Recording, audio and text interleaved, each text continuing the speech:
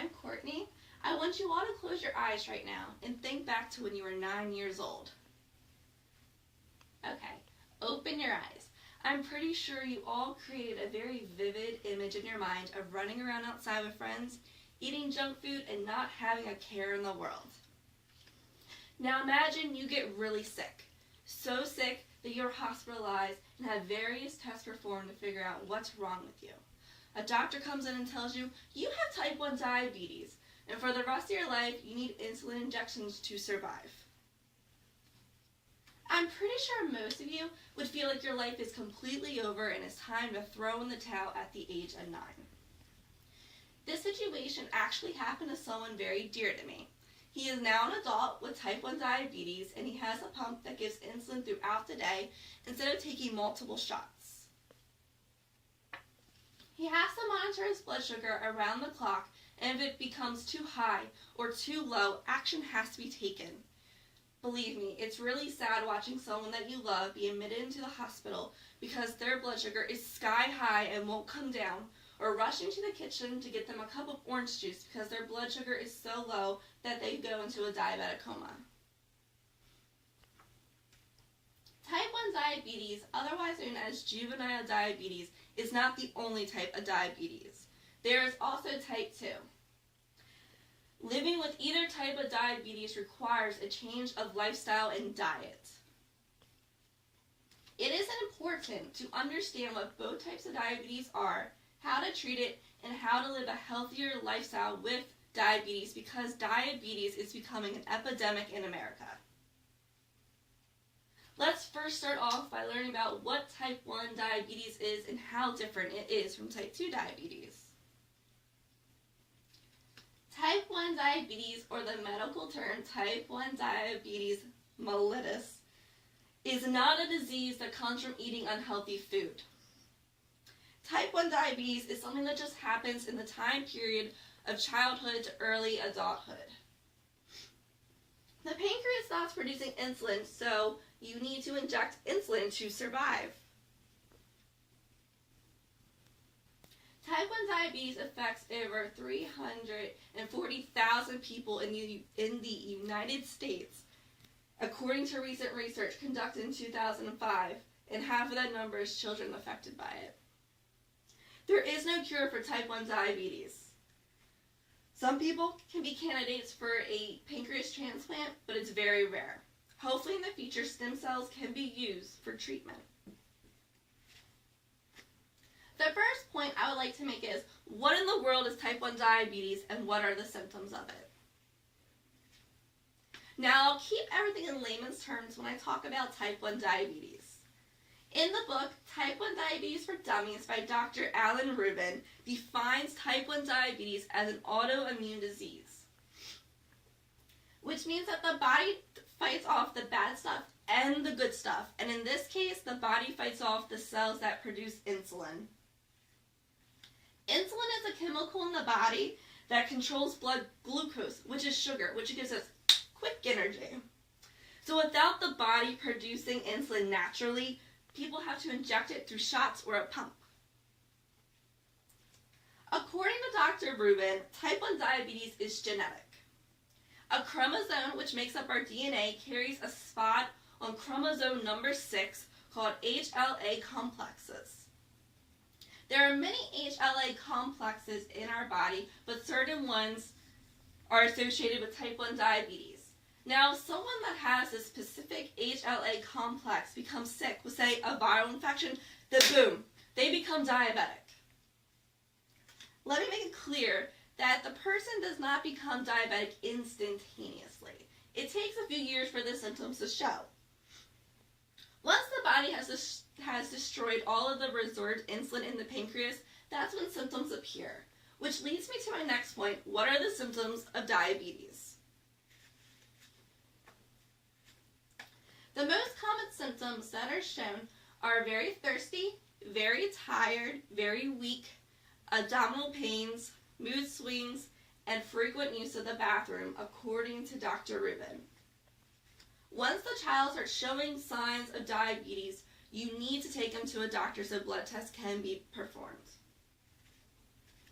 Now that we discussed what type 1 diabetes is, let's shift our focus to type 2. Type 2 diabetes is life-changing just like type 1 diabetes, but it can be controlled with a healthy lifestyle. The main risk factor of type 2 diabetes is weight, but family background and ethnic background can be a factor, according to Ms. Paula Ford Martin in her book, The Everything Diabetes Book. People that are African American, Latino, Native American, and Asian Americans are the ethnic backgrounds most at risk for becoming type 2 diabetic, according to the American Diabetes Association website, diabetes.org. How is type 2 diabetes different from type 1 diabetes? Well, both disease deals with an inadequate amount of insulin, so why aren't they the same? In the Everything Diabetes book by Ms. Paula Ford Martin, the types of symptoms that type 2 diabetes people experience are just like type 1 diabetes, but some people may experience a tingling in the hands or feet, but sometimes they do not experience symptoms at all, which is why 1/3 of Americans do not even know that they are diabetic. When you start experiencing symptoms of diabetes, you need to go see a doctor so they can perform blood tests.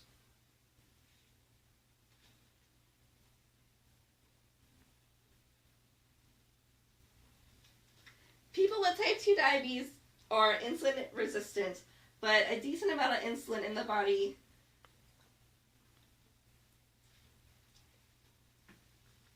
People with type 2 diabetes are insulin resistant, which means there's a decent amount of insulin in the beginning, but the body won't allow it to go to the insulin receptors. It's kind of like a triangle block going into a round circle. It just won't fit. So with all the insulin not going to the insulin receptors, it causes the blood sugars, causes to build up in the bloodstream and leads to high blood sugar. Another problem is that some people are insulin deficient, which means that their pancreas can't make up enough insulin to process the rising blood sugar.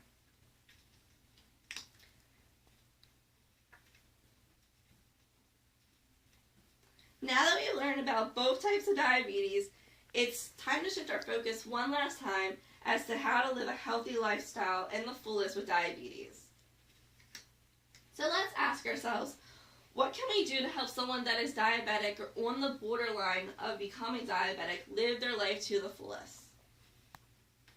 The first step to maintain a healthy life with diabetes is to test your blood sugar frequently and to write it down for future doctor appointments. The way to monitor blood sugar is to use a blood glucose meter according to the American Diabetes Association Complete Guide to Diabetes.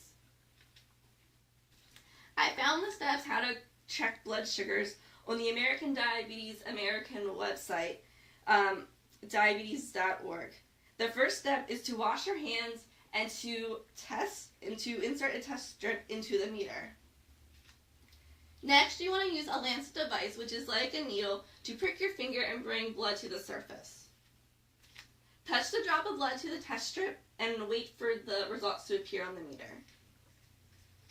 You want the reading to have an AC1 of 7% and to have a blood sugar level between 70 and 130 before meals and no less than 180 a few hours after meals.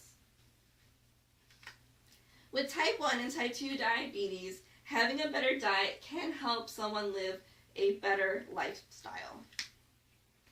According to the American Diabetes Association Complete Guide to Diabetes, eat foods that you enjoy and from a variety of food groups.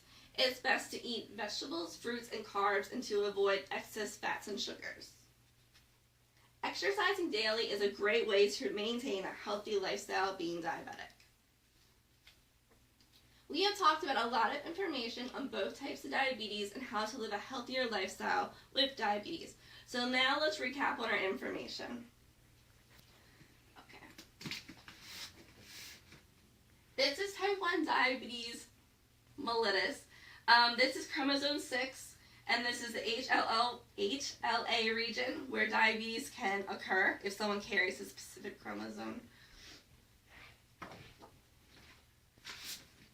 This is type 2 diabetes. This is the triangle block trying to fit into the round hole and not fitting, the example that I used. This is the glucose entering the bloodstream, also with the insulin. And then the people that are insulin resistant, who can't have the insulin be processed fast enough, it just stays in the bloodstream.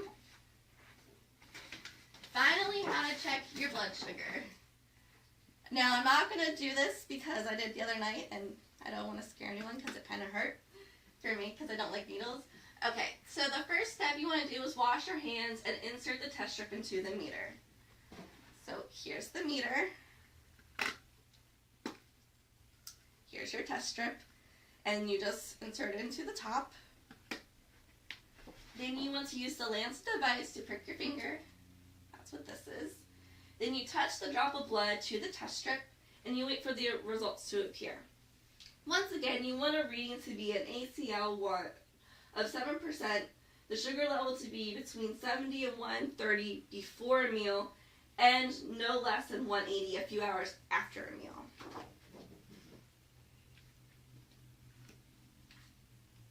Diabetes is life-changing, but you shouldn't just throw in the towel and sit inside because life is not going to stop for you. My friend took control of his life, and he lives every day to the fullest. He pauses for a few minutes to test his blood and then goes on with his day. Eating healthy, exercising, and monitoring your blood sugar are ways to help someone live a healthy and fulfilling life with diabetes. Now, my question for you is, do you want to help someone that you know that has diabetes or could become diabetic live a fulfilling lifestyle? Or do you want them to throw in the towel? Thank you.